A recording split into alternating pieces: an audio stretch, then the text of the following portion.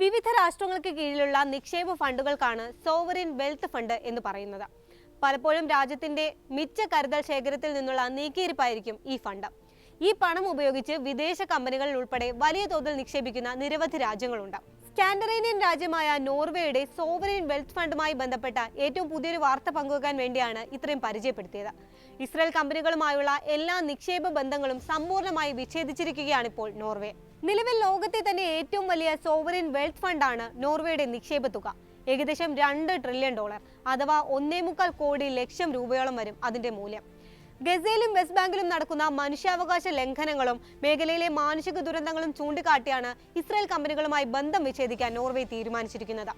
ഇസ്രായേലിന്റെ യുദ്ധ നയങ്ങളോട് ആഗോളതലത്തിൽ വിമർശനം ശക്തമാകുമ്പോഴാണ് ഒരു യൂറോപ്യൻ രാജ്യം സാമ്പത്തികമായി കടുത്ത നടപടികളിലേക്ക് കടക്കുന്നത്. വാർത്ത വിശദമായി പരിശോധിക്കാം.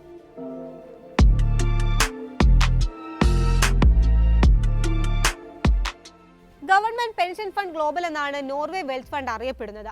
രാജ്യത്തിന്റെ സെൻട്രൽ ബാങ്കായ Norges bank investment management (NBIM) ആണ് ഫണ്ടിന്റെ മേൽനോട്ടം വഹിക്കുന്നത്. ഇക്കഴിഞ്ഞ ദിവസമാണ് ഇസ്രായേലുമായി ബന്ധപ്പെട്ട എല്ലാ അസറ്റ് മാനേജ്മെന്റ് സ്ഥാപനങ്ങളുമായുള്ള കരാറുകൾ റദ്ദാക്കിയതായി പ്രഖ്യാപിച്ചത്. 11 ഇസ്രായേൽ കമ്പനികളിൽ നിന്ന് നിക്ഷേപം പിൻവലിച്ചതായും അധികൃതർ അറിയിച്ചു. നേരത്തെ 61 ഇസ്രായേൽ കമ്പനികളിൽ നോർവേ വെൽത്ത് ഫണ്ടിന് ഓഹരികൾ ഉണ്ടായിരുന്നു. ഗസയിൽ ഇസ്രായേൽ നടത്തുന്ന കൂട്ടക്കുരുതിയും അതിർത്തി ഉപരോധവും ഫലസ്തീൻ ജനതയ്ക്കെതിരായ അതിക്രമങ്ങളുമെല്ലാം ആഗോളതലത്തിൽ വലിയ പ്രതിഷേധങ്ങൾക്ക് ഇടയാക്കിയിരിക്കുകയാണ്.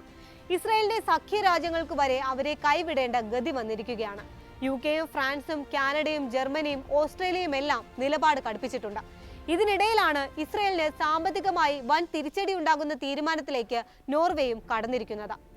ഇസ്രായേൽ നടത്തുന്ന മനുഷ്യത്വ വിരുദ്ധ പ്രവർത്തനങ്ങളുടെ പശ്ചാത്തലത്തിലാണ് തങ്ങളുടെ നിക്ഷേപ നയങ്ങൾ പുനഃപരിശോധിക്കാൻ തീരുമാനിച്ചതെന്ന് ഗവൺമെന്റ് പെൻഷൻ ഫണ്ട് ഗ്ലോബൽ വൃത്തങ്ങൾ അറിയിച്ചു. ഗസയിലും വെസ്റ്റ് ബാങ്കിലും നടക്കുന്ന മനുഷ്യാവകാശ ലംഘനങ്ങൾ തങ്ങളുടെ ധാർമ്മിക നിക്ഷേപ നയങ്ങളുമായി പൊരുത്തപ്പെടുന്നില്ല എന്നും NBIM പ്രതിനിധി പറഞ്ഞു. ഓഗസ്റ്റ് 12-നാണ് കൂടുതൽ ഇസ്രായേൽ കമ്പനികളിൽ നിന്ന് ഓഹരികൾ വിറ്റഴിക്കാനുള്ള തീരുമാനം ഫണ്ട് പ്രഖ്യാപിച്ചത്.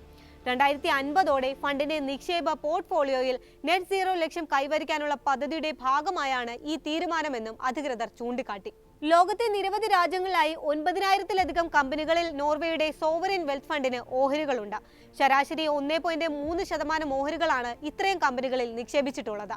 രാജ്യത്തിന്റെ പെട്രോളിയം വരുമാനത്തിൽ നിന്നാണ് ഈ ഫണ്ട് വകയിരുത്തിയിരിക്കുന്നതെന്നാണ് വിവരം. ഇസ്രായേൽ ഭരണകൂടം ഗസയിലും വെസ്റ്റ് ബാങ്കിലും നടത്തുന്ന മനുഷ്യാവകാശ വിരുദ്ധ നടപടികൾക്കെതിരെ നേരത്തെ തന്നെ ശക്തമായ എതിർപ്പറിയിച്ച രാജ്യമാണ് നോർവേ. ഇതിന്റെ തുടർച്ചയായി 2022-ൽ വെസ്റ്റ് ബാങ്കിലെ അനധികൃത കുടിയേറ്റങ്ങളുമായി ബന്ധമുള്ള കമ്പനികളിൽ നിന്ന് ഫണ്ട് നിക്ഷേപം പിൻവലിച്ചിരുന്നു. ഇത്തരത്തിൽ 11 കമ്പനികളിലെ ഓഹരികളാണ് നേരത്തെ വിറ്റഴിച്ചിരുന്നത്. ഇതിനു പുറമെയാണ് കൂടുതൽ ഇസ്രായേൽ കമ്പനികളുമായി ബന്ധം വിച്ഛേദിക്കാൻ NBIM തീരുമാനിച്ചത്. അതേസമയം ഇസ്രായേലിൽ നിന്ന് സമ്പൂർണ്ണമായി നിക്ഷേപം പിൻവലിക്കില്ല എന്ന് നോർവേ ധനമന്ത്രി ജെൻസ് സ്റ്റോൾട്ടൻബെർഗ് അറിയിച്ചിട്ടുണ്ട്. എന്നാൽ മനുഷ്യാവകാശ ലംഘനങ്ങളുമായി ബന്ധപ്പെട്ടുള്ള കമ്പനികൾക്കെതിരെ ഭാവിയിലും നടപടികൾ തുടരുമെന്നും അദ്ദേഹം വ്യക്തമാക്കി.